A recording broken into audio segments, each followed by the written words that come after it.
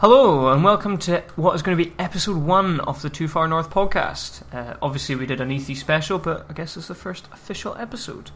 I'm Stuart Fraser and I'm joined by Ross Goff. Hello.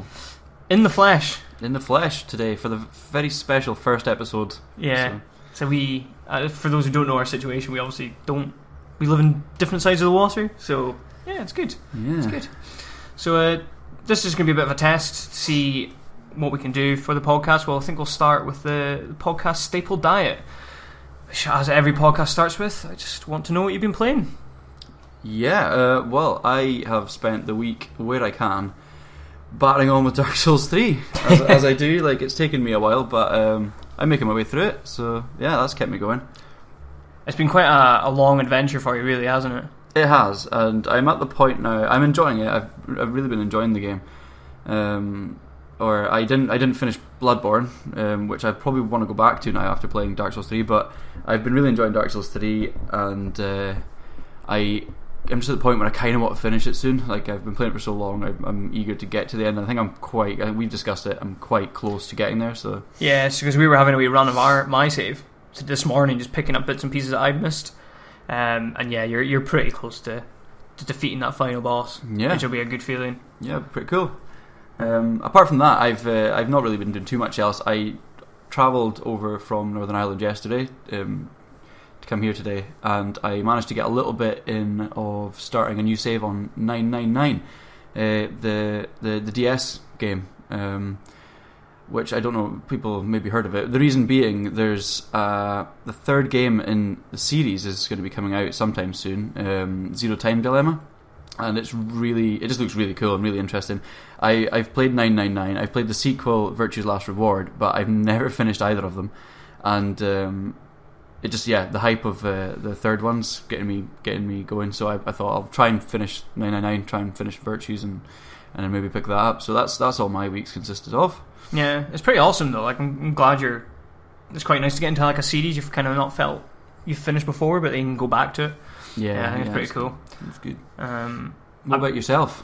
I've been playing a few games made by EA. So after EA's E3, they did a big sale, and I got Unravel for like half price and Battlefield Hardline for £4. I'll talk about Unravel first. I'll start with the good news. It's good. It's really nice actually. I think it looks better than I thought it would. It's got a real depth of field. There's lots of stuff happening, and it's really a story about the creator's life. It's clearly he's been quite nostalgic and looking through photos, and the game is really a journey of him as a child kind of going through where he used to play and things he really remembers standing out. So it's really nice. There's one area in particular, he goes up these kind of hill walking with his parents, and you're just you're a wee yarny thing. It's like a 3D platforming puzzle, but the scenery kind of reminded me of me when I used to go with my dad fishing through these like mountains and finding these kind of mysterious locks. And I thought, yeah, it was just really nice. It covers a lot of like some tragic themes of like loss and relationships, but all in quite a subtle way, so you get to take away what you want from it. I thought the game itself's okay. I would say the platforming's a bit shaky, and some of the puzzles will throw in a new idea without really teaching you. And it's a bit iffy in that way, but for like £6, it was really nice. Yeah, totally worth it. I mean, I was actually lucky because I say lucky, but I remember I gave Reese a voucher for Xbox One credit or something, and he decided, because some other famous YouTuber was playing it, that he wanted to get it. So I was like, yeah, I'm up for that because I can maybe play it a bit. So I got to at least see the first couple of levels or chapters. I didn't realise you'd played it. Yeah, just a wee bit. I hadn't. I watched and helped. Yeah. So, but yeah, I know what you mean. Like it's kind of, although it's just a fairly simplistic kind of, as you say, 2D platformer. Or 2.5D because it's like 3D kind of. It's a bit. It's all about the kind of the environments are really nice and like natural or rundown kind of like there's like sheds and things like. Do you exit out of a house first of all? Yeah, so you kind of leave the house and you're playing like Alton Gardens, and then later on you're like by the beach, and then there's like snowy areas. It's really nice, and I think you can really tell there's been a lot of love poured into this game. You can tell there's really a lot of heart and soul, and I think the guys should be really happy with the final product. It's good. I don't know if it was ever worth its £16 tag, but who am I to judge what people charge for their games? Clearly spent a lot of time on it. 16 quid, yeah, it's quite a lot probably for a small. But it's nice. It fits that. It ticks all the indie boxes. Yeah, the indie kind of quirky kind of game thing that people love in these days. So I wasn't a huge fan of the soundtrack. It was really quite relaxing in a lot of places, but when you get to an area where there's like a hamster that chases you at one point, and instead of like creating a new song, it just jumps to this really fast violin, and it really stressed me out. Yeah. But not only that, it kind of keeps carrying on. It's just not very good. It's just like someone screeching on a violin. So Battlefield Hardline, it's fucking shit. It's possibly one of the worst games I've played. So what is you picked this up on the sale as well, did you? Yeah, for £4. So a lot of people talked about the online, and I was like, I don't really like online, but I fancy a game where you just shoot people. I do fancy a game where you just walk around and shoot people and it's easy. But this is trying to make a serious Miami Vice game, but it's so shit that I thought it was satire to start with. So your first bit, you're like, let's bust these guys. And he's like, yeah, well, let's go get food after. What do you fancy? And the guy's like, oh, nice Cuban place nearby. He's like, you're in Vice now. You don't eat no rice and beans. Like, it's just yep, talking about the things that matter. It's so shit. And then you go in and you're like arresting these guys, and you end up killing them. Then you like jump out a window and get in your fast cop car, and you're like driving around, and I'm like, this is shit. And you like shoot out the guy's wheel, and the car does like 20 flips and bursts into flames. And then you arrest him. It's like, gotcha now. And he's like, whoa, gotcha now. And then it like comes out Battlefield Hardline. Oh dear. It's just cliched shit, yeah. And it's boring. It doesn't. It tries to encourage you to look for evidence, but also it keeps trying to push you on as well, so you don't have time. It's just balls.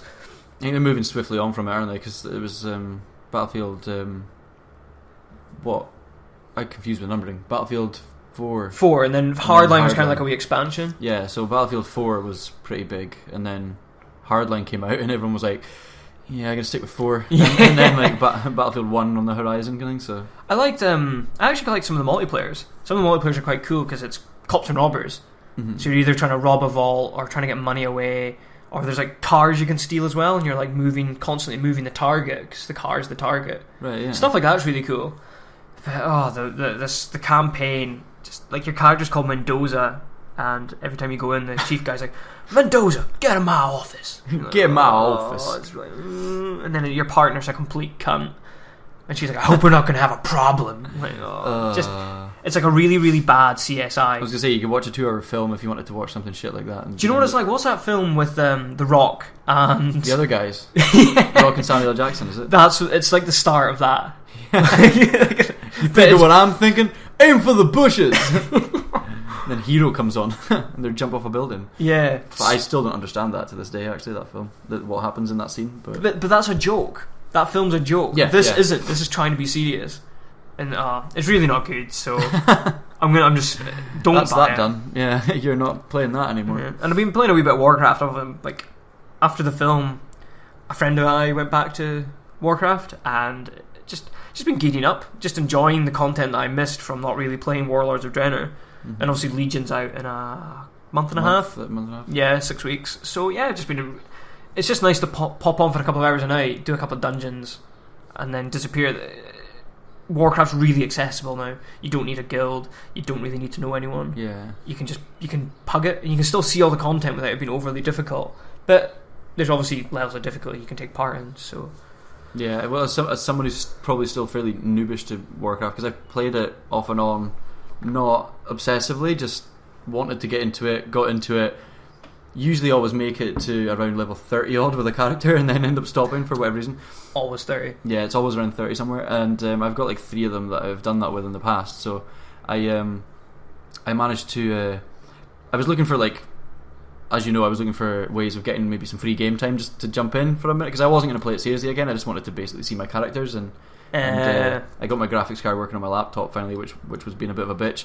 But I got that working, wanted to jump onto it just to see my characters and run about for a bit and kind of show people, like, that, show Mel, because we went to see Warcraft together, show her the world and the characters I had. And so I basically messaged Blizzard, like, or Battle.net support, and just been like, oh, is there any free game time? And they were like, oh no, sorry, we usually do that when the expansions are coming out, but since I don't want you to be left out of it, here's 10 free days. That's amazing. Oh, thanks, man, you're the best. Yay. So like I jumped in like a couple of times there, just ran about a bit and admired the character models in the environments, and then haven't played it again. My days are probably going to run out in the next couple of days, but if I had more time I'd love to. But it's good that you're playing it. You always stop at level 30. I seem to always stop at level 72. Yeah, I've got 3 characters at 72 and I don't know why. 72, fuck this. Yeah, I think maybe that's when it kind of slowed down for me. But you've been doing what did you say you did last night? So I finished Hellfire Citadel as the latest raid, and you've got 4 different difficulties. Raid Finder, where you just enter with a group of randoms, normal, heroic and mythic. So you've actually got a set number of difficulties to kind of ramp up as you get better. Yeah. So I'm kind of doing Raid Finder, which is the easiest to get the gear to then do it normally. And it's cool. Like I really enjoy the Warcraft lore, so it's nice to see the stories. Like Gul'dan, who's the protagonist in Warcraft: The Beginning, the film. The antagonist. Sorry, he's made a return. He's kind of trying to fuck shit up again. Is that in this raid or just, yeah? He's there in the raid. Okay. He's the one conducting it all. Because this is what Draenor was all about. Was the alternate timeline? Yeah. Yeah. So he kind of got fucked over. Escaped, but he's also managed to rebuild his forces, and you've got to try and stop that happening. Yeah, it's awesome. It's quite cool for the film tie-in, almost like for people who did enjoy the film. The whole Warlords expansion is quite. It's a really good start. It's about that basically. Yeah. I guess one of the protagonists is Durotan. He's in it. He's kicking him. He's one of the guys in the current expansion. Because I saw him. I know you sent pictures when you came across him and Khadgar. Yeah. And when I logged in and I made it, I just thought I'm not going to play it. So I used a previous character boost I had on one of my characters, and I boosted him to 90. And obviously it takes you to the starting area. Yeah. Where the gates are, the portal is, and obviously standing there is Khadgar and Thrall. Durotan. Is Durotan? Oh no, well? Thrall's there. Thrall, isn't it? Thrall's there. Who, if anyone's seen the film, know who Thrall is in the film, but you just don't know what he's going to become. Yeah, which character is going to become Thrall. But so like it was quite fun just going in and seeing them, and obviously they're older versions of the characters that you would meet in the Warcraft movie, which I'm not fully clued up on everything, but as I'm the same as you, I quite like the lore on it as well, the little that I know. So it's quite cool seeing all that, and it ties in quite well, and it was quite enjoyable just to faff about. And I like the Warcraft film. It's a pretty. People say it's a cheesy fantasy. It's like, well, the lore from Warcraft is quite cheesy, but that's what I like about it. It's very much all about magic and demons, and it's good. And World of Warcraft's got so much going on, and the world's it's been going for what, 10, 12 years? 12 years now, I think Warcraft's been going. Maybe even longer. Wow, yeah, I don't know. Maybe 2002, so it's 14 years Warcraft's been going. And they're just, Blizzard are just the best at making that kind of stuff. Yeah. So I'm really excited for the new expansion. Yeah, no, I was going to say, I enjoyed the film as well. Like, I think it does have its issues, but like a lot of people, I think it's pretty unfair the way people have slated it, or critics have. It seems to be there's a lot of fan love for it, but it's funny because Duncan Jones has made 2 of. Well, Moon is probably one of my favourite films. It's one brilliant. of your favourite films. Love Moon. Source Code was quite good, but it's almost a shame for him to be tarnished with all this, because I think he did a really, really good job, or as good a job as you possibly could have done. And like, it does have a few issues, I would say. Like some of the characters and stuff are, I don't know. It's hard, don't want to get into it, but I really enjoyed it, and it was good to see it all, and it was a fun fantasy film. Yeah. I think he did a great job of marrying between fan service and film. Yeah. Because at the start, my issue is the first half an hour is just constant cuts of new scenery, and I'm sitting there going, "Oh, there's Westfall. Oh my God, Ironforge looks amazing." Yeah. But someone who doesn't know what I'm talking about right now, they're going to be looking at it going, "I don't understand what's happening." Yeah. But he did his best he could. Blizzard wanted it to be a Warcraft film. Duncan Jones wanted a good fantasy film in the world of Warcraft. So he kind of, I think he hit the balance well. Yeah, and it's funny when you hear about the fact that he rewrote the script because it was very one-sided for, say, Alliance, like humans fighting the orcs who were the bad guys, essentially, in the original script. And he rewrote it to make both sides good, in a way, like both sides have their reasons and be equal. But the funny thing is, I almost feel like if he rewrote that to make the orc side of it better and more relatable, that was probably one of my favourite parts of the film. Like, I like Yeah. Durotan, and that was probably my favourite character in it. Like, he was probably the best, most fleshed out character in it, and I'm thinking, fuck. So what was the original script then? If like the rest of it that was already there wasn't as good as the stuff he rewrote. Yeah. You know what I mean? Like, it's a bit funny. For people who don't know the Warcraft lore, the orcs are kind of, their planet's dying, and they're kind of forced off their planet and injected.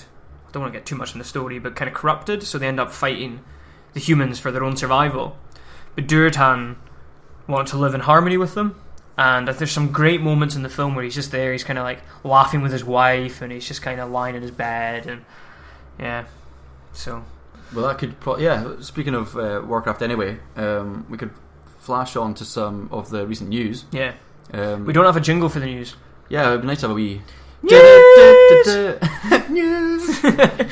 Yeah, we never know. Maybe in the future. News! News! But yes, speaking of Warcraft, the beginning, we spoke about how it's been getting kind of slated by critics a bit. Fans seem to like it. Some people aren't that keen on it. I don't know. It's all across the board, really. There's people that do and don't like it. But elsewhere in the world, people fucking love it. Those Chinese people love it. Lapping it up. So obviously it's not the best launch in the UK, it's not the best launch in the States. I think overall, if you take China out of it, Warcraft only made $22 million in terms of actual profit, which is still enough to warrant a sequel, I reckon. Yeah, and I hope. But thanks to China, it made a profit of $222 million. Wow, and Russia as well, I think, really liked it. Well, Russia, Germany and France loved it as well, because they're all really big players. I think it's one of these things, I don't want to see that because that's really nerdy. That's a UK and it's US. got a stigma, doesn't it? A lot of stigmatism around World of Warcraft, whereas other people just don't care. They just want a good fantasy film. Good on them. So the film cost $150 million. In total, it made $377 million, which definitely warrants a sequel, and definitely warrants some of the better storylines that are to come. There is some terrific stories of betrayal, and love, and war. I'm so excited. I'm so excited by another film. Fingers crossed that it's called Warcraft: The Beginning. And Duncan Jones has already said that he's on board for making a sequel to it, which, now that the groundwork, I think that the hardest job has been done. He's set the ground for Azeroth as a world and the backdrop that it's set against. And as Stuart says, the better stories can still be to come. Like, there's so many cool things that he could tell. And that's why, whether you like the film or not, I've really wanted it to do well, because then we can hopefully get a sequel that can be better for everyone, than the first one, and hopefully people maybe enjoy it more and have a more exciting story to watch. So fingers crossed, but it looks good at the minute. Then I'm really excited. I don't want to try and isolate people by going too deep into it, but there's a fantastic storyline that sets up what is currently the world of Warcraft, or set up the game Warcraft 3, which again also ties into World of Warcraft. So there's actually a great path to introduce more of the races in the second film, and then really get deep into one of the more tragic human stories in the third film. Yeah. So I'm buzzing. I'm absolutely buzzing for it. Yeah. I think we were texting each other almost every week saying, it's nearly made its money back. Hope it's doing good. Hope it's doing good. Fingers crossed. But, yeah. Excited for that. There's been a few other wee bits of news. Zelda Breath of the Wild has been... People are saying co-created. It's not been co-created, but the open world's been assisted by Monolith Soft. Mm-hmm. Which I don't know, maybe do you want to talk about it? You're a big Xenoblade fan. Monolith Soft, yeah. They've been the guys behind the Xenoblade games.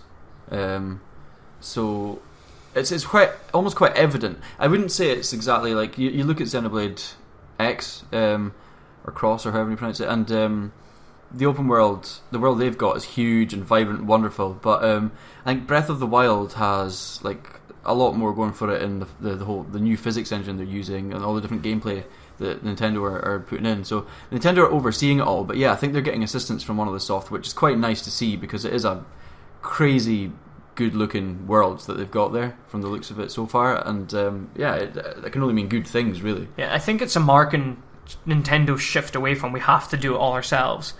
Whereas if they've got a second-party studio like Monolith, they can borrow their expertise and actually polish their games to the standard. Because games are getting harder and harder to make, especially Nintendo, who don't really recruit help outside. Their struggle with HD was quite evident early on with the Wii U. Yeah.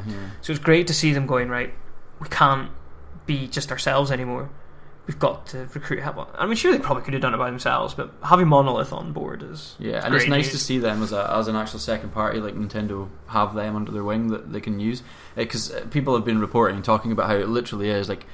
Aonuma and Miyamoto have been saying in interviews that it's literally the biggest game the biggest project they've ever done. Yeah, this new Zelda game, and you can obviously see that, and it looks like it's paying off. So there's a while yet till it comes out, but the assistance from Monolith is obviously a good thing, and would probably even, if anything, speed up the process as well. Yeah. So we're supposed to be getting it next year.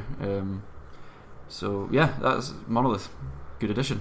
Yeah. Another snippet bit of news. I don't know if you listened to our E3 podcast, we talked extensively about South Park, The Fractured But Whole. Still makes me laugh. So they're talking about all the different things they're doing, and they're going to be introducing girls as a playable character, which, yeah, seems pretty normal, but the kids are actually going to interact with you differently if you're a girl, which, sexism and all that, but you got to remember, they're children, so 8-year-old boys would treat an 8-year-old girl differently. Yeah. And I think it's really cool that they've actually managed to work that into South Park. Yeah, and I think it's good. I hope that it's done really well, like, because as you say, although the adult world is very conscious of equality, I think as children, kids will act the way they do and like say things the way they do, like girls and all that kind of stuff. that kind of thing. And it's like, if anyone's going to do it correctly, it should hopefully be them.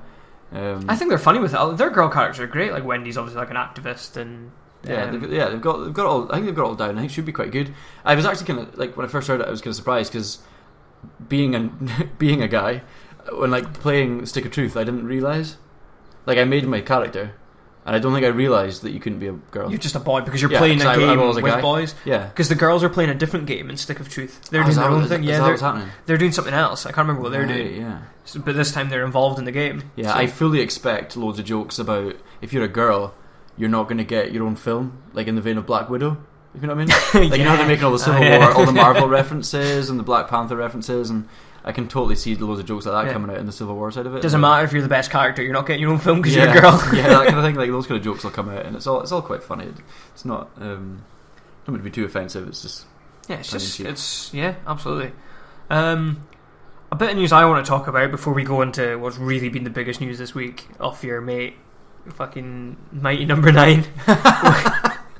Yeah, my pal. Yeah, I want to talk a wee bit about a bit of disappointing news I got this week. Until Dawn 2 is not under development by Supermassive Games. They're working on something new, and I'm really quite upset about this. Not upset, but Until Dawn last year was one of my surprise hits. Yeah. As in, if I hadn't written my best 5 games before I got Until Dawn, it would have been one of my best games from last year. Yeah. I really loved it that much. For those who don't know anything about it, it's like a play on horror tropes.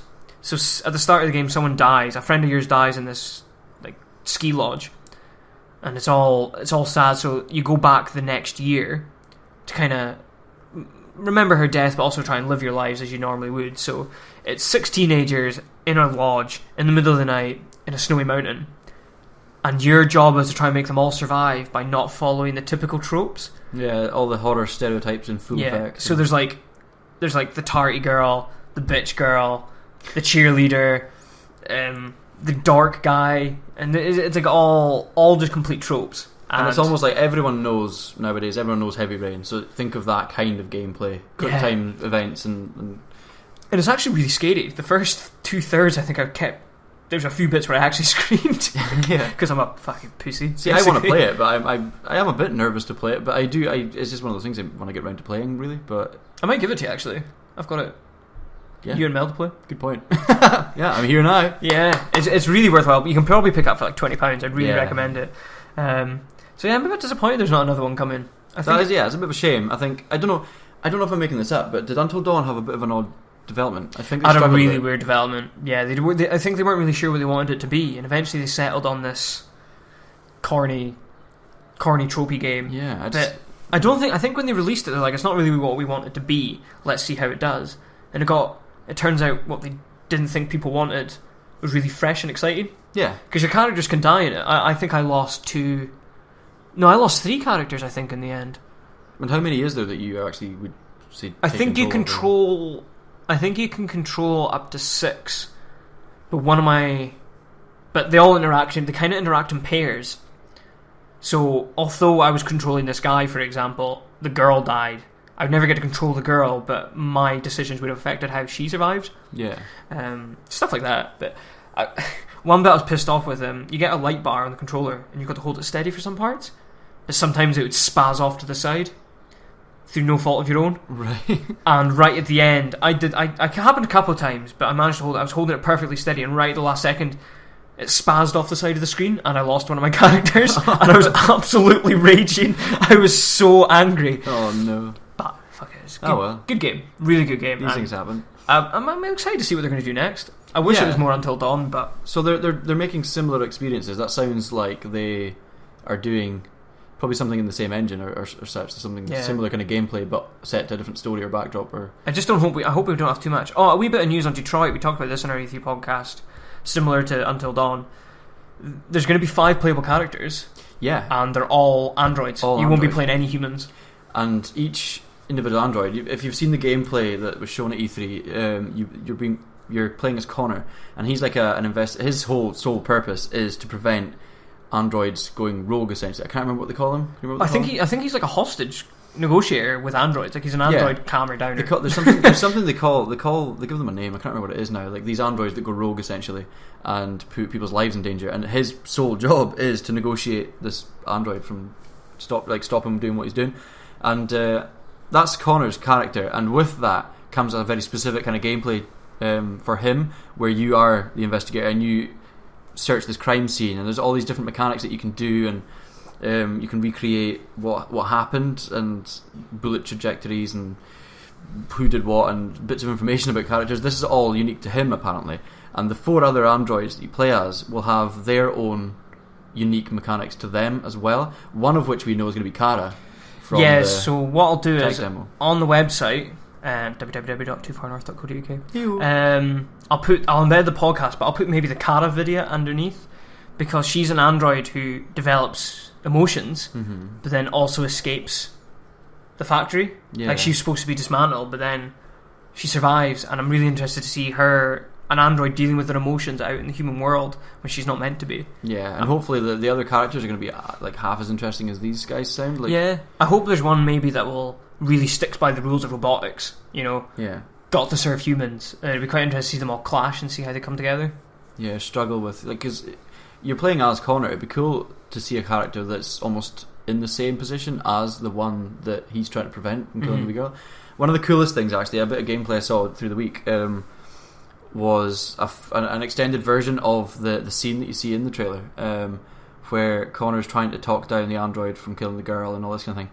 And one of the many, many outcomes, is where he runs, but he's close enough, he's able to get close enough to the guy, and he runs to stop him from falling off the building with the girl, and he pulls the girl and throws her back onto the roof, but in doing so ends up killing himself along with the other android, the rogue. Yeah. And one of my favourite things, and it's just like, it's one of those things in games, I don't know, I can't really explain it. It's so cool and amazing that when he was falling off the building, because that was his sole purpose, he's falling off of this huge building, plummeting towards the ground, and it shows you a close up of his face, and he closes his eyes and smiles, and it comes up beside him saying mission complete.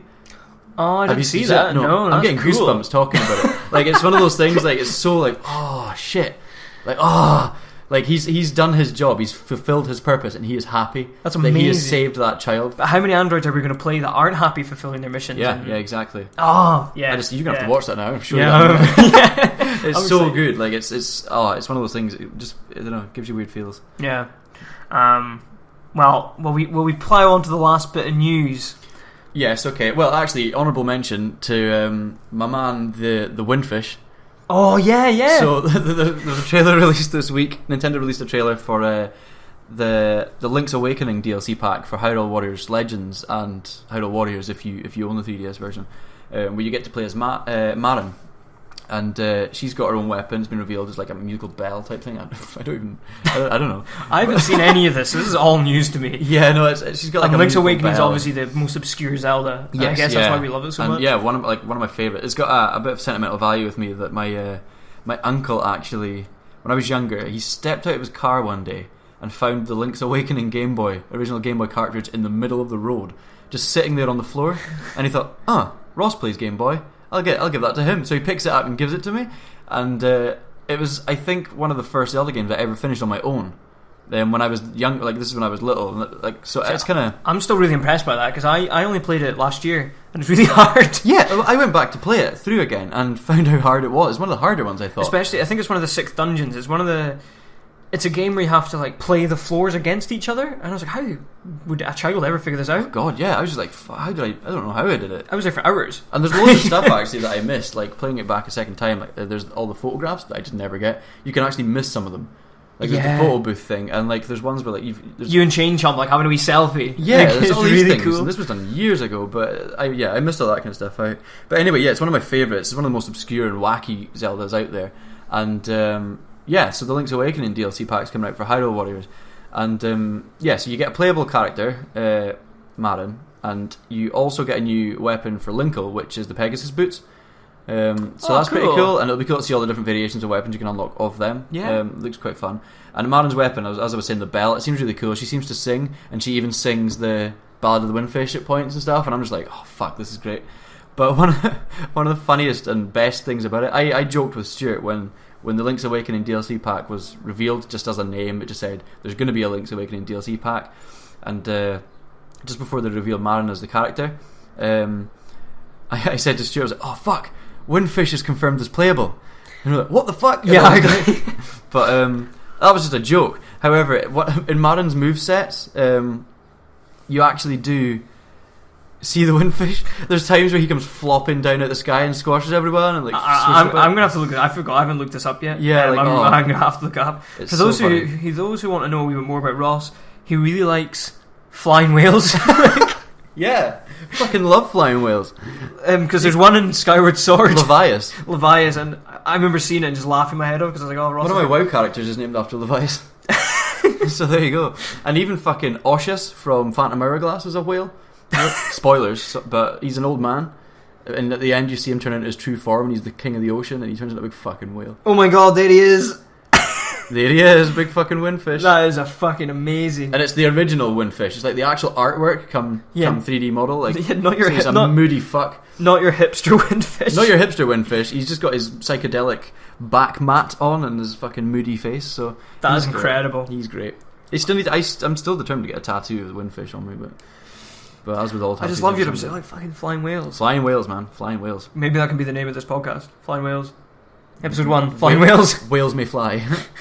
Yeah, I don't know. It's a good band name. Yeah, everything's a good band name when you think about it, when you want it to be. But yeah, anyway, that was just a little bit in there. That Windfish is in Hyrule Warriors in some way, shape, or form. So happy days. But I think the biggest uproar of the week is, again, I don't know how it manages it. Mighty Number 9, Kickstarter, everything hitting the fan. So I think we're going to discuss Kickstarter at the end as like a general topic, but you would like to explain this complete shitstorm of a Kickstarter, because I've just watched from afar and nearly cried at how sad people are about it. I don't even think I could even possibly think about all the stuff that's gone wrong. Like, basically, it's supposed to have been released this week. At least in America, it's been released on certain platforms. Yeah, and some reviewers have their codes. But reviewers got their codes before the fucking people that funded it got them. Which is number one issue. Like, everyone was raging about that.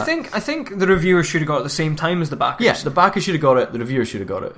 Yeah. And then general release after that. Yeah. Like, it's not hard to think about how you should do these things, but Mighty Number 9's fucked everything up, so it's to be expected, I suppose. But yeah, so the reviewers got their copies, the backers were wondering where their copies were. Finally came out, keys weren't working. Yeah. People weren't able to get the game, even though it was on the store that they were, like, of the console or PC or whatever they were using. So they could technically buy it again if they were that desperate to play it. Although I doubt they would be, considering the reviews have been pretty terrible for it, saying it's fairly bland. which to be honest, like since the very first piece of artwork came out, I got excited for it. Like I backed it. Piece of artwork came out, it looked lovely. First bit of gameplay came out, it looked nothing like the artwork, and I was like, this has gone to shit already. I know it. Like I can feel it. That's not what I backed. And from then on, it's just been a downward spiral. I think for me as an outsider, there was a picture from when like this is just a sample of what the game will look like. We'll look back at this image and laugh at how primitive it is, and now it looks way worse, like so way worse than what they originally planned. And I think for me as well, we'll maybe talk about it a bit later, but he said, I need your money to make a true Mega Man sequel, because this is what Mighty Number 9 is. It's a throwback to Mega Man. Yeah. And then about 6 months later, he's like, oh, I've got this other Mega Man game. Yeah, so that was a thing that I was just so confused about. Gunvolt. Yeah, it's good. So I quite like Gunvolt. Yeah, Gunvolt's cool. It's basically Mighty Number 9, Kickstarter, all that shit happened, and then a bit down the line, it's like, oh, we've got this money, we're going to be able to make the true blah, blah, blah. Bit down the line, Gunvolt was announced. Azure Striker Gunvolt, yeah, that's what it's called. And it was a pretty cool game. It's basically another offshoot of the Mega Man formula, albeit it's more anime and like there's cool abilities and stuff, and it's a bit more unique to itself than what Mighty Number 9 and Mega Man was. Yeah. But so much better for it. I mean, it's such a cool platformer, like action platformer. It's a lot of fun, and it's got a cool wee story, cool characters, and all that. I hope you don't mind me saying as well. It's on 3DS PC consoles, isn't it? It actually looks better than Mighty Number 9. It does. It looks so much better. It's just sprite work. Mighty Number 9, they've tried to go for a 2.5D pseudo 3D thing. But because they've tried to make it for all consoles, it looks balls. Oh, it looks balls. Like, it looks shit. And Gunvolt is just a sprite-based 2D platformer, action platformer, and it looks lovely. Like, the sprite work's always really nice in these things. But yeah, it's like I got it on my 3DS, and I can't remember what it was. Was it like a launch thing? You could actually get what's called Mighty Gunvolt, and it was a mini game where you could play as what is even his name? What's Mighty Number 9? I've no idea. I can't even remember, because there's Call as the girl. See, I can't even fucking remember his name. That's how much I don't give a shit anymore. Have you heard the English voice acting? No. They all sound like they've I don't know, been hit really hard in the head. Taking a shovel at the brain. Yeah, there's just things like Beck. Is that what the character's called? Pretty sure it is Beck. There's just a bit where, like, in the Japanese they're like talking normally, and then in the English version the scientist is like, we need to kill the other robots. It's really bad. Yeah, really bad. I don't know. Yeah, so Beck looks like a prick. Game plays like a prick. Buy Azure Striker. It's got a sequel coming out, or I don't even know. What does it? Is it getting a sequel? Azure Striker that's kind of cool. And there's another character you can play as and stuff. It seems pretty sweet. It's cool as far as those things go. But yeah, Mighty Number 9 shat the bed. It's officially shat the bed. Now that it's here, it's received Too Far North's shat the bed status. so we've got looks quite good, really good, or shat the bed. Shat the bed. Battlefield Hardline, shat the bed. Shat the bed. Yeah. And nobody shot it harder than Mighty Number 9. So basically, I thought the EU release was supposed to be yesterday, but then I found out that the 3DS version, which is the version I ended up opting for in the end, after much deliberation, isn't even going to be out until unforeseen dates. So I don't know. I don't know when I'm getting it. Probably won't. I could probably buy it somewhere else right now if I really wanted, but I'm not that fussed for playing it. I've already paid for it. I should be able to play it now. But I don't know, fuck it looks balls anyway. So yeah, that's kind of been the news this week. Kinda, yeah. I really want a wee jingle like dun dun dun news. Dun dun dun dun. Yeah. Well, we'll move on to our next. We're gonna break up the seriousness a wee bit. I've got a wee game for you, Ross. Right, Stuart's got a game for me. You don't know anything about this, do you? I don't know what this is, but we're gonna run with it, and hopefully it's a thing we can think up enough games over the couple of weeks. Right. Do you want to know the title I've come up with it? Right, what's the title? Who are you shagging? Okay. Mel, if you're listening right now, I don't know what this is. Who are you shagging?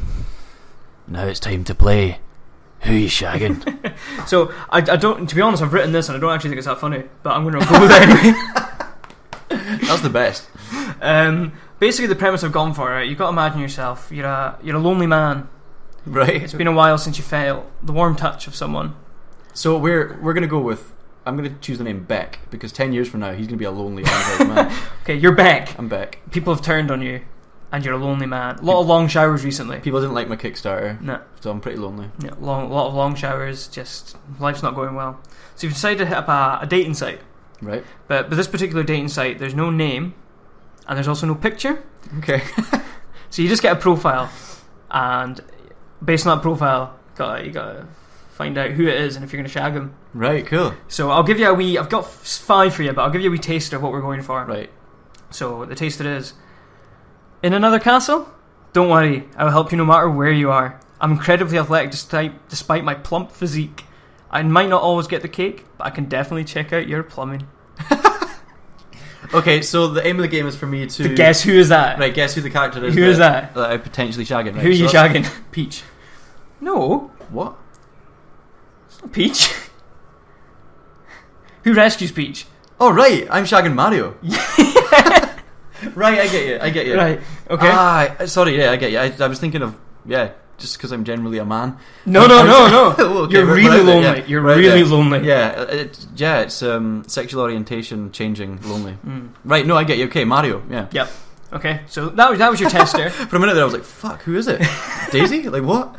No, I get you. Right, so Mario. That's Mario on his like Mushroom Kingdom dating, whatever it is. Yeah. Well, no, this is a video game character site. No pictures, no names. I think can we call it Giant Mushroom? Giant Mushroom, if you want. Giant Mushroom dating, or something. I don't know. I'm trying to think of something with Tinder. Skinny Mushroom. Tinder. So Fireflower. Nintendo. Oh shit. Well, that would be one for Nintendo characters. Yeah. Right. Cool. So Right, ready? so for real, let's go. Right. I'm a strong atheist. Views are that all gods can pretty much get fucked. I might be scarred with the ashes of my dead wife and child, but as long as I can hit the buttons at the right time, you'll be screaming for mercy. Did you just come up with these? Yeah. I'm really proud of you. It was fucking weird because I was writing them on my work iPad, and I was like, I really hope work don't check up what I'm doing. This is productive. Okay. It was on my lunch. Lunch break for any employers that are listening. Okay. So this is God of War himself, Kratos. It is. Yeah. Yeah, you got it. Kratos Paulworthy, I think his surname is. Is it? It's not actually. Does he have a surname? Kratos the fucking loon. Kratos Loon. Yeah, Paulworthy. Where did that come from? Why did I believe I don't you? think I've ever said that in my life. Okay, round 2. Round 2. Currently working in the military, just like my father/father uncle. My perfect date would be riding off into the sunset of the back of a snowmobile. I love a really strong man with a shitey arse. Oh my god!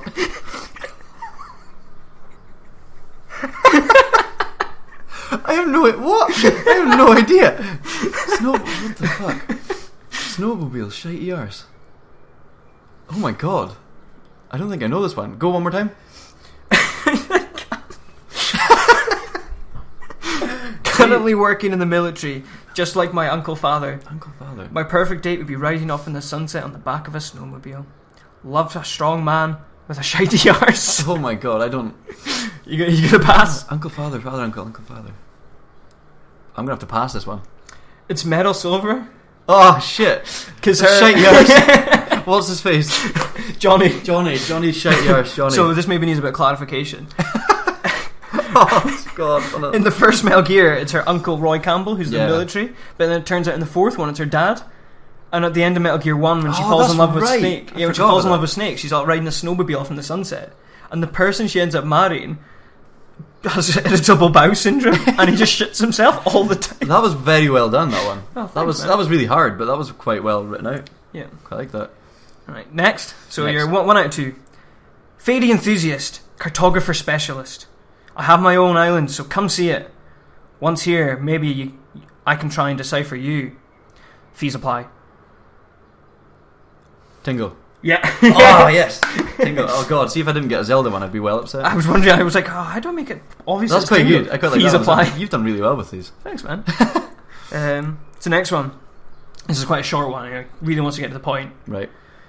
Bestiality is my game, and going fast is my name. Oh. I love a big ring. Oh my god. Call me.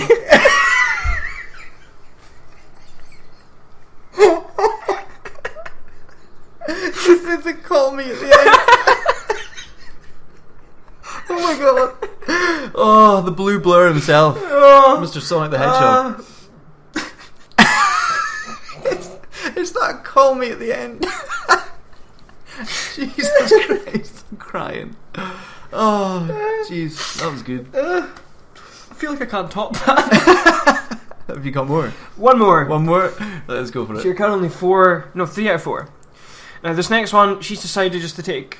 Oh, I said she. No, you'll know it's a she. She decided to take quotes and work them into her profile. Okay. So I don't have any interest in children. Now making them, that's another story. There'll also be plenty of time for pillow talk afterwards. Now, if you're an angel, I'll have to do. How do the Americans put it? Oh yes, bust a cap in your ass. Oh my god. My body might be covered in hair, but I can whip it off quicker than you can say Cheshire. See, I think I was going that way anyway. Bayonetta. Yes. That was good. But That's yeah, very good. they were all pretty much quotes in the last one. Like they're Really? all things she says. Yeah. Oh, right, I'm Jesus. gonna have to do. Will the Americans say bust a cap in your ass? She actually says that. I think I remember that from a trailer actually. Yeah. Well done, you got 4 out of 5. 4 out of 5 is not bad. That Meryl one was really shitey. good, but it was hard. Really good, but The hard. shitey arses threw you Oh my off. god, that's hilarious. I'm actually up for doing that in the future at some point. Okay, so that was. Who are you shagging? Who are you shagging? So who out of them would you shag? I'm guessing. Sonic. Be over in 2 minutes. Just a quick thrashing away. Gotta go fast. God's sake. That was good. Oh. That was really good. I cried. Yeah, so did I. Right. All right. Well, I guess I'll get to work. Yeah. Oh well. So that was good. End of the Yeah. game. So I guess we'll come on to. We're hoping to maybe cover a topic, if there's one to cover. Yeah. I feel a bit sick now after laughing so Oh my much. god. Call me. Jesus, Sonic. Do you think Tails is just like, call me? Call me. His name's Miles. Tails miles per hour. Oh, it's just I don't know.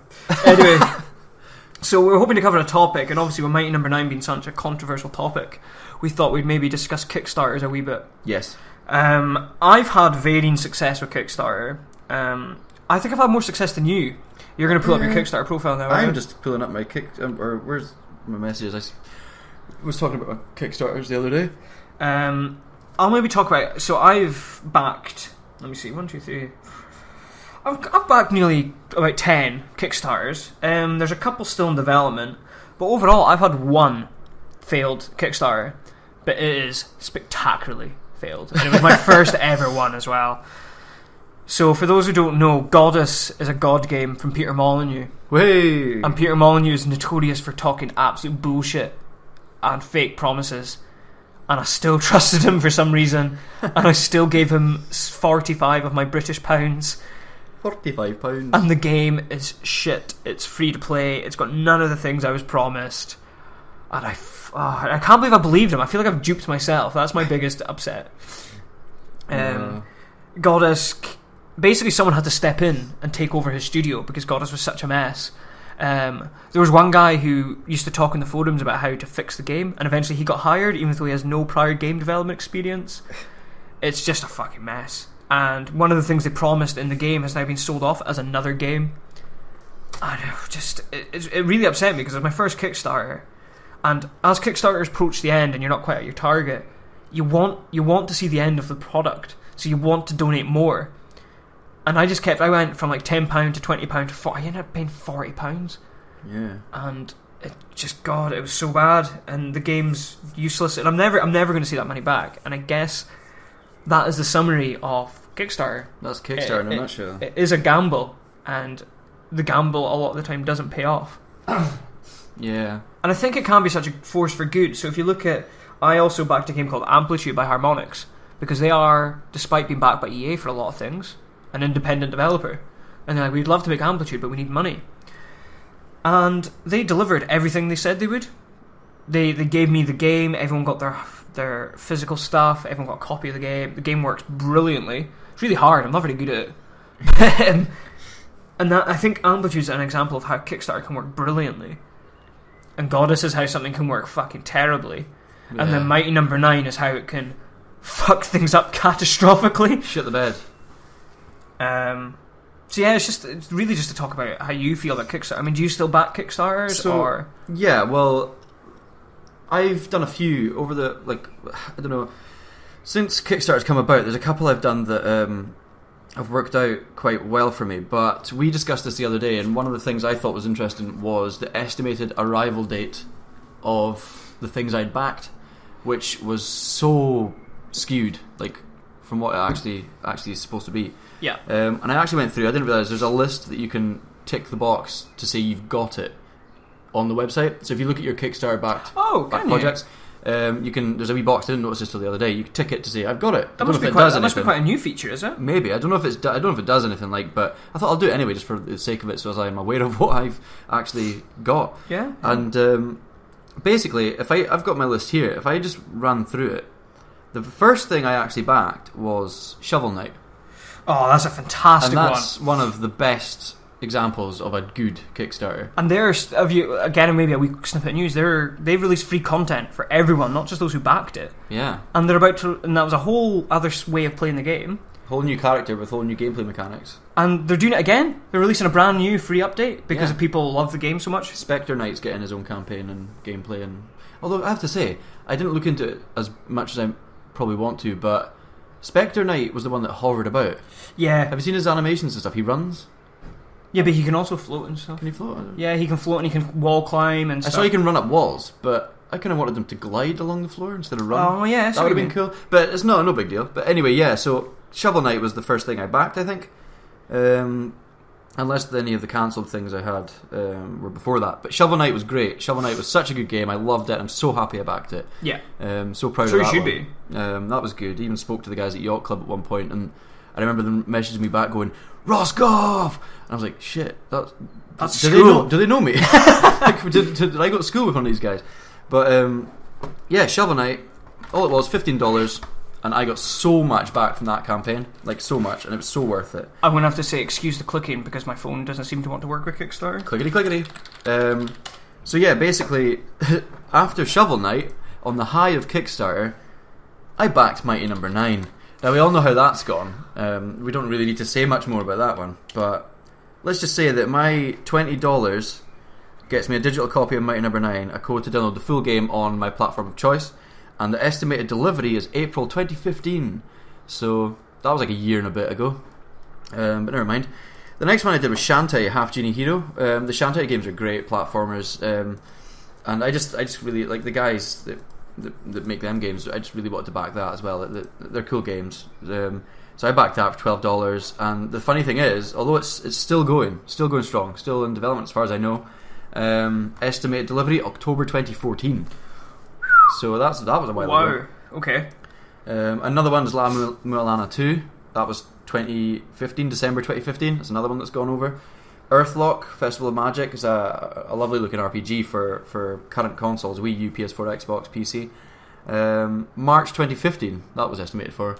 So that's another one that's about a year ago. I think Kickstarter kind of highlights the problems that can occur with game development. Yeah. I mean, I don't think any of the games I've received, I think I've got one Kickstarter that was delivered exactly on time, and that was, we both backed, I think, Video Games Live. Video Games Live. Level 4, which is an orchestra, a guy who pieces together orchestra music for people who love music but maybe don't know that video games is more than 8-bit chiptune. Yeah. That was delivered on time, and yeah, I think it just shows the problems with development in general. I just realised looking at this, not all mine are actually games. But see, this is another idea that Kickstarter can be such a force for good.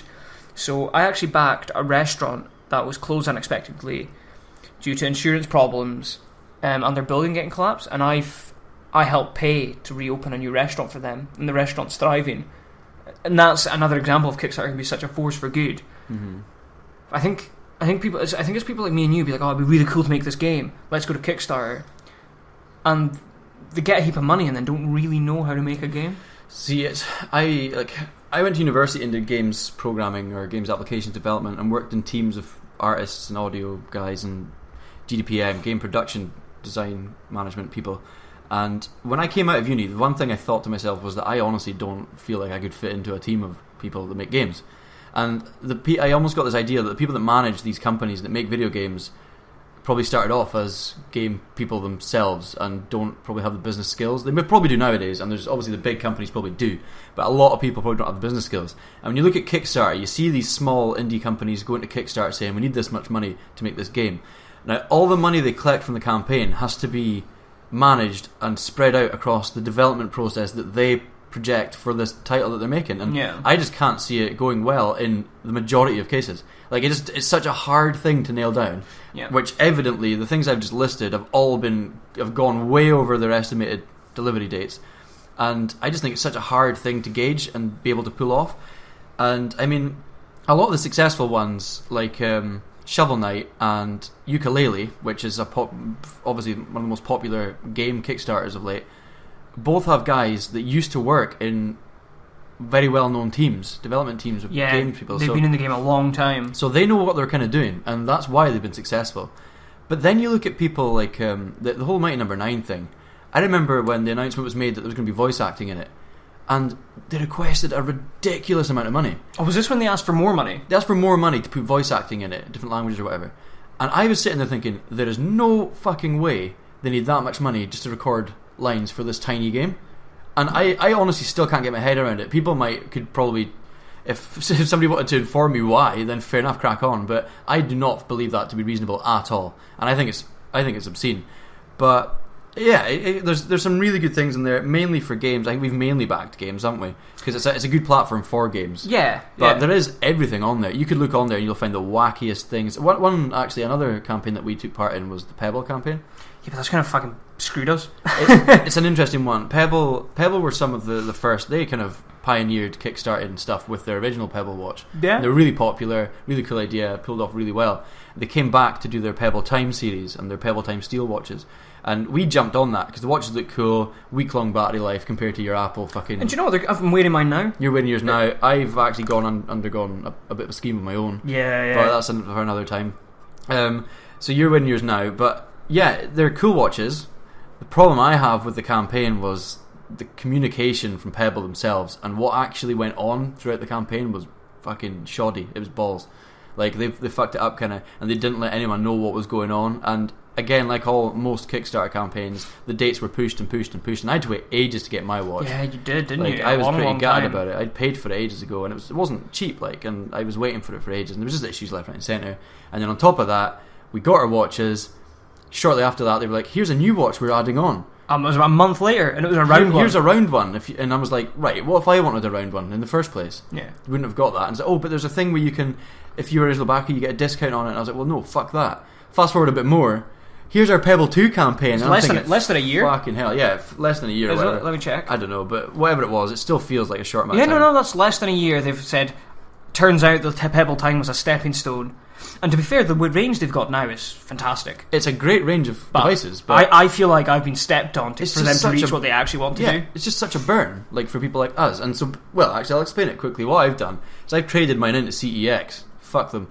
And I got some money back from it, and I'm going to buy the new Pebble Time 2 to get a bigger screen, nicer, whatever. Yeah, get a new watch, basically. Get the watch, it should be. For a fraction of the price. So that's what I'm doing. Can't wait to get that. Probably won't get it till 2020. It feels like something like, when Apple do first gen, they're like, oh, look at this, like that iPad 1. Look at this. This is the concept. Yeah, this. Look how amazing it is. And then the next one is, yeah, this one's 100 times better. And this is what we meant to make. Yeah, it feels a bit like that, like trying to recuperate costs from development and then actually releasing the product they want. Yeah. And this is where I feel Pebble have really, tripped themselves up.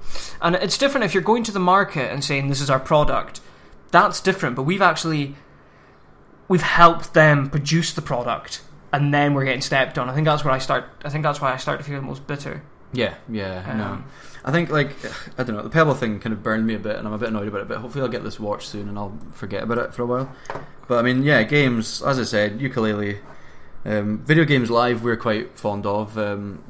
Talarico's crusade to make video game albums, and it's we've backed level 4 and level 5 of them. It's great. There's no actual campaigns that I'm part of right now apart from Pebble Time 2 or Pebble 2 that I'm part of that's ongoing. But yeah, the last couple of ones have been alright for me, I think. And you've backed a few things. Yeah, so Amplitude was really successful. Video Games Live has always been really successful for me. Yooka-Laylee, Do you know what I think it is? I think there's a difference between being a programmer and being a designer. So designers go, I want to make this. Oh, but I want to add this. I want to add this. I want to add this. And that's where it snowballs out of control. Mm-hmm. Whereas a programmer goes, right, well, we've spent enough time on that. We really need to move on to the next thing. Yeah. Like, I think they're a bit more logical in that. Well, that's good enough. Well, let's revisit it if we have time. Well, the issues I've always faced, like, or known about, is that when, like, we have to think of the boundaries we've got. Like, as a programmer, you have to know where your boundary is, and you know what you're capable of, and how much you can push with the power you've got. But game design people obviously go, everyone thinks they can be a game designer. Yeah. And, like, it's like, oh, I want to make this guy, and he does this, and then it's in this world, and this is the kind of gameplay we've got, and I want it all to fit on this tiny fucking space of memory. And it's just not possible most of the time, and that's what happens with Kickstarter. This is where I have seen the difference. So Goddess, obviously, Peter Molyneux is a very ambitious designer. He's got all these crazy ideas, but then you go to someone like Knights and Bikes, being made by people who left Media Molecule, who'd worked on Takeaway, and it's like a Goonies / Secret of Mana RPG. It looks amazing, and they're like, well, we haven't really thought of a way how to do a shop. So what we've decided to do is kids don't have money. So what you have to do is you go to a guy and be like, I'll give you a button and a stick I found, and you'll be able to get what you want. Yeah. But they've spent ages just working at the concept before they try and make it and realise it's bad. They're like, we've been working on the concept's not quite there. Once we have the concept ready, that's when we'll implement it. Rather than trying to build it and then going, nah, I want to change it. I think that's where you get that's the real teams that succeed. Yeah. Like, I can remember I read an absolute fantastic article in Eurogamer about the rise and death of Lionhead. And they were about 6 months away from shipping Fable 3. And then Peter Molyneux turned up and went, I want a royal leveling system. And they're like, the level system, and they had to change the whole leveling system, and that cost money, time, development that was taken away from other things. Whereas if you batter out these things at the start properly, don't change them, because they are probably going to be good enough. Yeah. You need a good solid design, and you need to be aware that if your systems can't go in, you're going to have to drop down a bit and have something. Yeah. That's usually the case. Like, you have grand visions of what you want to make, and that's never going to be what comes out at the end. But I was just thinking, actually, one of the other Kickstarters we 10 sunglasses. Yeah, that was on, what was that? That was Indiegogo. Indiegogo. So we had a couple of friends from school who actually did a Kickstarter for sunglasses, and they were called Tens. You can still buy them. I think it's Tens. A little bit of product placement. Tens.co? Tens.co.uk. No, it's just Tens.co. I'm pretty sure. Yeah, I can't remember now. Yeah. So shout out to those boys. They were seeking something like 6,000 and ended up with like 60,000. It's impressive. Yeah, it's like props to them. It's really cool. They came up with a wee idea. The idea, I think I remember, it was like they just thought about it one day, and like pair of sunglasses with filters from Instagram. Yeah. People go mad for Instagram and their filters, and that was the concept, marrying the two together. So you get these pairs of sunglasses that essentially make it look like summer wherever you are. That's kind of the gist of it. But they're really, really good. They're quite good, yeah. They're exactly what they promised they would be, and that's them being like... And they kept people informed with like, oh, okay, glasses might be delayed because production's bigger than we thought. Oh, they're shouting outside. Football. Woohoo! Football. Euros are on today. Euros are on. People outside going wild. But yeah, so... they're good build quality. I've actually bought 2 pairs because I lost a pair in Japan. This is my second pair. My brother lost his and stole mine. Oh, there you go. So we've bought 4 between us, and Rachel's bought a pair as well. Rachel's bought a pair. Yeah, it's all friends and family. I'm sure are buying into it quite a lot, but they're pretty big now. I think they're great. I think they're such a great product. Got a good campaign. And again, living the high life. That shows them an upfront, honest campaign. Yeah, talk to the people that are giving you your money. Yeah, and to be honest, I think as well, if people have given money and the developer says, look, there's a few developers I've seen come out and say, look, I've bitten off more than I can chew, you're probably not going to get the product. Yeah. And people are pissed originally because obviously they've given money to these people, but sometimes you just got to be upfront and honest. Like Goddess, they keep trying to say, no, you're going to get your game. Yeah. It's like, no, we're not. We're not going to get the game. You just got to be honest. Just tell us what's actually happening. And Mighty Number 9, that was again the big problem is, what's he said the other day? It's better than nothing. Better than nothing. See, this whole thing, where there was an interview, there was a translator, and he said something like, it's better than... I think there was a whole ambiguity about who said what and what was the actual quote was, but yeah, and funnily enough, the Sonic Twitter page had a good... Oh my god. Go follow Sonic the Hedgehog on Twitter. Even if he's into bestiality. Grand master. He's a grand master. He's brilliant. Of the internet. So yeah... Yeah, well, that's it really. That's our chat on Kickstarter. I think it's Yeah, what can you summarize it down to? It's going to be a gamble, no matter who it is. if you put money on it. I mean, we're lucky enough to have backed things that haven't actually taken our money and then given us nothing in return. Well, yet. I don't know. Something could follow through. But you got us though. Yeah, but it's fucking shit. Yeah, but like when you see people that back things and they've They taken the never see money it. and then the company actually just dies. Oh well, there was that Yogscast game. Did you ever hear about that? Yes, yeah. What was that about again? Yogscast game got something like £2 million to make this open world Minecraft kind of adventure RPG. And the developer, it was two guys making it who'd never made a game before, who had full-time jobs and didn't have a fucking clue what they're doing. And Yogscast basically turned their back on the developers and the fans. Yeah. And at the end, they're like, you're not getting the game, but here's a Yogscast t-shirt. And everyone was fucking living. So they should be. So Yogscast, if someone's... Yeah, the money's sunk, but Yogscast is a business now. And they should be able to say, look, we'll compensate you in another way. Or we'll do maybe a meet and greet for you, or we'll do an event one day and meet you as... But they just said, here's a t-shirt. Like, have a t-shirt, yay. and I think a lot of people felt very bitter about that. Yeah, well, $2 million for a t-shirt's fucking mad. Yeah, So, maybe yeah. a bit more than that. Kickstarter, gamble. It's still going strong, really. Recently I backed a pen. What? Yeah, that sounds really unusual, but... What kind of pen? Is it Game Tea? There's a company called Game Tea. I think it started off like Sisters. There's a couple of sisters or something. They've done a few things in the past. They started off with Games t-shirts. T-shirt designs are really cool. You can buy t-shirts and stuff. Then they did a wallet, and it was kind of they've got like this whole kind of Zelda affinity going on. Oh right, okay. Probably makes more sense now. I'll get there. Like the wallet, and it's like a nice leather wallet with a wee Triforce on it. It's like really nice looking, smart kind of wallet. Very subtle. And then the latest one I saw, I don't know why, I just got swept up in it, but they were making these fancy looking, almost heirloom pens, like people like to pass down things to their family. That's not why I was doing it, obviously. You're keeping it for yourself. Just really cool pens, really well built. This is going to be so hard to sell. You're gonna have to, like, somebody's going to have to look up the link when I'm speaking about this, because they're thinking, why the fuck is he buying a pen? But basically... Yeah, I kind of want to look it up, but I've kind of put our recording software full screen, and I don't know how to get out without maybe deleting something. You probably have to hit escape, but... I'm scared.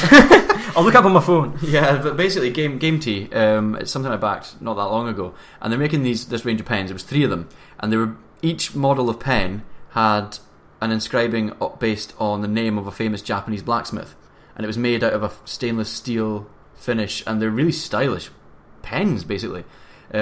What actually caught me was that they made a 4th one as a stretch goal. Stretch goals being the things that once the campaign's funded, if they make more money past a point, they'll add features.